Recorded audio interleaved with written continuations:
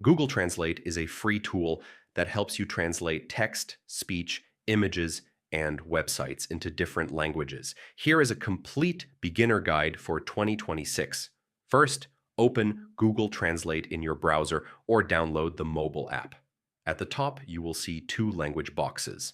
On the left, choose the language you want to translate from, and on the right, choose the language you want to translate into. Type or paste any text into the left box.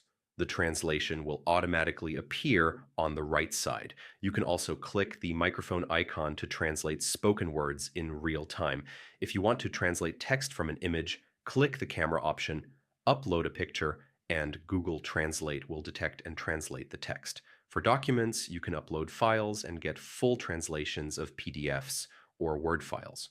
To translate websites, paste a URL into the text box, and it will open a translated version of the page.